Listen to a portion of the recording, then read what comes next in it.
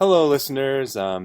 This is Greg Puffman here with a short disclaimer for this episode. This is episode 5. We're really excited to bring it to you, but we just I had to let you know. So you might have seen on Twitter we are having a guest.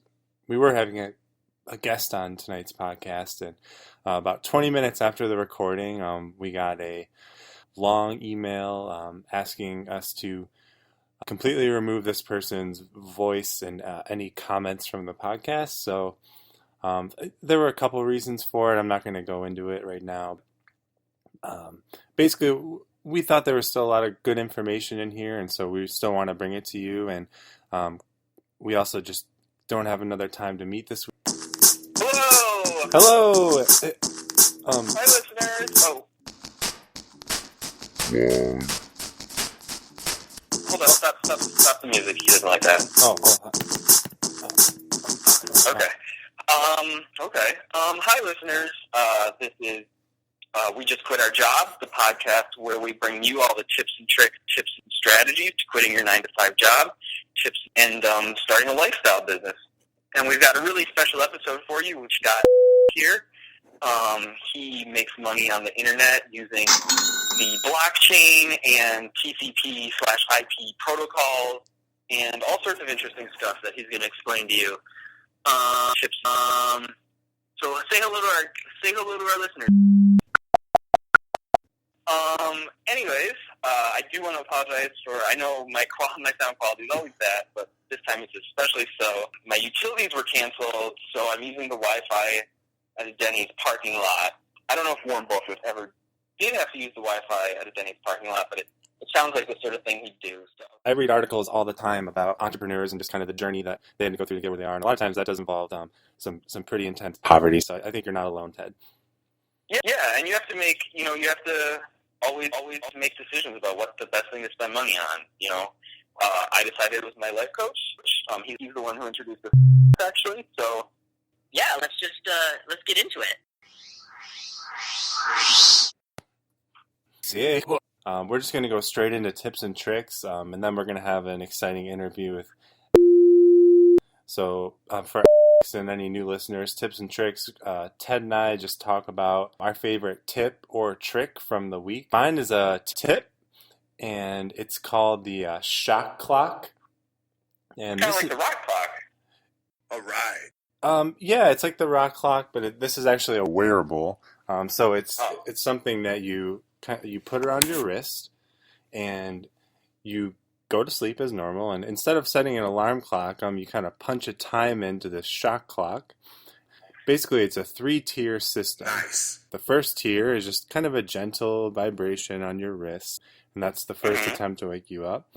The second attempt, it says here on the website, it's a annoying, loud, and irritating beep. And the third time, if you don't get up either of those, you feel a powerful zap on your wrist. And that's really going to get you jumping out of bed, something that you can just use to wake up. How does it know that you're awake and to stop shocking you? I don't actually have a shot clock yet. It's pretty expensive. I don't know. Oh, okay. I was just curious because there's some exposed wires in the wall near my bed, and every now and then I roll into them, and it does wake me up immediately. So that sounds like a good idea. Okay, so that was my tip. I know you mentioned that you had a trick for us this week. Finally. Wow, I've never heard of Tor, but that sounds like a really interesting way to explore the web. It's actually kind of like the 80-20 principle. Like, from what it made it sound like, 20% of the internet is this sort of, what do you call it, like surface web? And then 80% is the deep web. And then that's where the real money is, right? Okay, so I've got one last little tip for you. It's actually this thing called the Colmac keyboard layout. So instead of the normal QWERTY layout that everyone's familiar with, it's just a different way of setting up your keyboard. Colmac, it gives you about 2.5 times faster typing. So if you work, on the keyboard, it's obviously a lot more efficient. I personally switched mine over. I don't have a Colmac layout for the keyboard yet, so I do make a lot of mistypes. But I do make once I they get used to it, it'll go a lot faster. Yeah, I've read a couple articles about this before. It seems like that layout really brings down the amount of miles that you type in your lifetime. Have you heard of that? Oh yeah, absolutely. And it, reduces the risk of carpal tunnel and, keyboard wear and tear. There's a lot of benefits. Actually, it sounds like something you'd use. You're kind of a hacker. Oh, okay, I'm sorry. Okay, wow, it's already time for the interview. I think we've already got a lot of great information out of we have a couple of questions to ask. We prepared last night and sent to I don't know if you had a chance to look. Oh, that's okay. I mean, I think you'll be able to answer them. No problems. The first question is, what is your morning routine like? Wow, I didn't even know that was allowed in the United States. I guess we'll move forward. How do you deal with a failure? Just to elaborate a little bit, kind of like, have you ever had any like failed business ventures or failed ideas that didn't really get any traction that you might be able to give us some advice on? Oh, we can just move on. Okay, so last question we have. If you could describe what you do in one sentence, how would you describe that? Yeah. I guess I could see that. I guess we should go into the Musk Minute. So the Musk Minute, this is where we talk about someone who's one of our favorite entrepreneurs, Elon Musk, inventor, businessman, astronaut. So the big thing right now with Mr. Musk is these actual rockets that he's sending up. Yeah, these are amazing. I'm excited for this. Yeah, I don't know if he's riding these ones exactly, but so they're sending them to just all sorts of different places and planets. Mars, I think. Mars got one. The moon got one. And then the big thing is that they're landing them in the ocean. So they're kind of like space and sea capable, which is obviously a huge step forward. Yeah, I mean, Elon Musk is amazing. He's just an amazing guy, and I'm really excited to see those pictures of him on Mars. Yeah, so, I mean, that's part of the reason that I got in on that $1,000 early buy. Not just that I love Elon Musk, but that obviously $1,000 is an amazing deal for an electric car, even if you have to wait 2 years to get it.